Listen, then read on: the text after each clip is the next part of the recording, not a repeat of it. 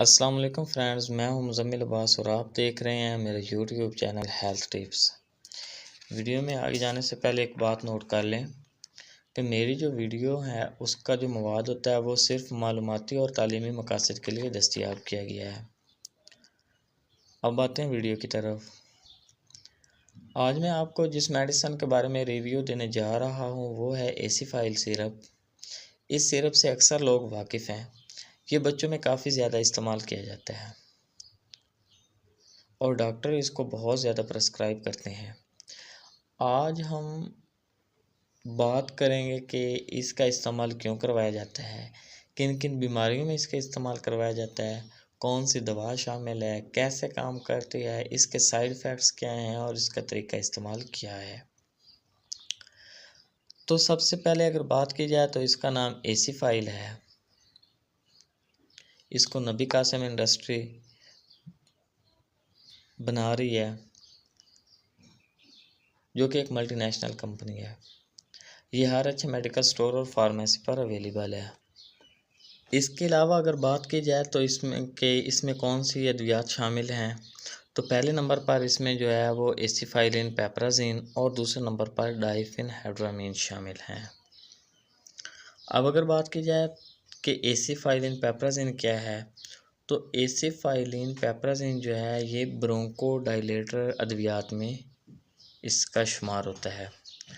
Bronchodilator अद्वियात वो होती हैं जो आपकी सांस की नालियों की तंगी को दूर करने या सांस की नालियों को खोलने में मदद देती हैं, ताकि आपके सांस लेने में या खांसी की दिक्कत में आसानी पैदा हो, ताकि आपको खांसी ना हो और सांस की नालियाँ मुकम्मल तौर पर खुल जाएं।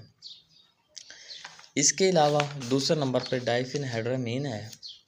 ये एक anti allergic anti histamine medicine है। अब एंटी एलर्जिक दवाई क्या काम करती है, ये आपको मुख्तलिफ़ एलर्जी से बचाती है, जैसे कि नज़ला, ज़ुकाम, खांसी, डस्ट एलर्जी, पोलन एलर्जी या मौसमी एलर्जी इसमें शामिल है। ये खांसी और सर्दी का इलाज है। देखें इसके ऊपर लिखा हुआ भी है कफ़ एंड कोल्ड ट्रीटमेंट। ये खांसी और सर्दी का इलाज है। अब सर्दी की अलामत क्या हो सकती हैं? बच्चों को नज़ला लग सकता है, ज़ुकाम हो सकता है, खांसी, गले का ख़राब होना, छाती का ख़राब होना, नमूनिया हो जाना, आम लफ्ज़ों में ठंड लग जाना, ये सारी अलामत जो है ये सर्दी की अलामत हो सकती हैं। आम अल्फाज में मैं आपको समझाता हूँ कि किन किन तकालीफ में ये इस्तेमाल किया जा सकता है। तो सबसे पहले इसमें आ जाता है दमा। दमा अक्सर बच्चों को पैदाइशी भी होता है, जो उनके आबाओ अजदाद से उनको विरासती भी ये चीज़ ट्रांसफ़र होती है। दमा क्या होता है? बच्चों के सांस लेने में तंगी हो जाती है, उनकी सांस की नाली में सोजिश हो जाती है, इसमें सांस की तंगी होती है, खांसी होती है, छाती से आवाज़ें आना स्टार्ट हो जाती हैं। इसके अलावा बच्चों को अक्सर नमूनिया की शिकायत हो जाती है, जैसे ठंड लग जाना, इसमें भी इसका इस्तेमाल बहुत मुफीद है। इसके अलावा नज़ला, ज़ुकाम है, खांसी है, ये जो सर्दी के साथ बच्चों में अलामात आती हैं, इसमें भी इसका इस्तेमाल बहुत मुफीद है। सांस की तंगी हो अगर किसी वजह से भी, यानी कि नाक का बंद हो जाना, इसमें भी इसका इस्तेमाल किया जा सकता है। इसके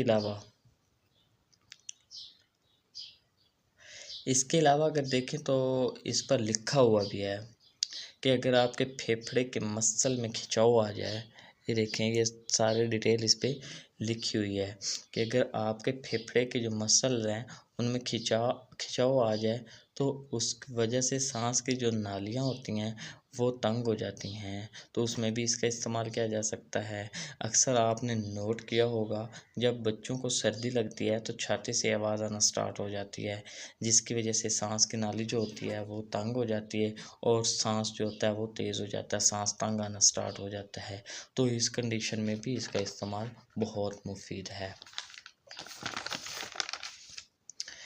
और सर्दी और आम खांसी की मुख्तलिफ़ इक़साम में इसका इस्तेमाल किया जा सकता है।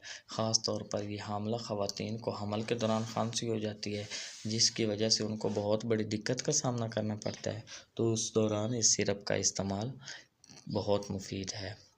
उम्मीद है आपको समझ आ गई होगी कि किन किन अमराज़ में इसका इस्तेमाल किया जाता है।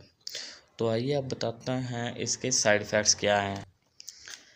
इसमें साइड इफ़ेक्ट्स जो आपको आ सकते हैं, उसमें जिस्म निढाल हो जाता है, जिस्म में ढीलापन महसूस होता है या नींद वगैरह आ सकती है, लेकिन ये अक्सर मरीज़ों में नहीं होता। 100 में से कोई एक आध मरीज़ को ये हो सकता है।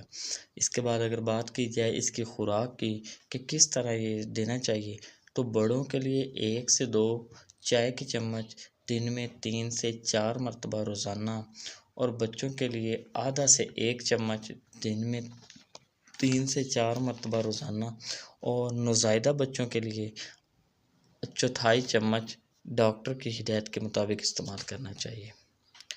उम्मीद है आपको आज की मेरी वीडियो बहुत पसंद आई होगी। अगली वीडियो तक के लिए इजाज़त दीजिए। अल्लाह हाफ़िज़।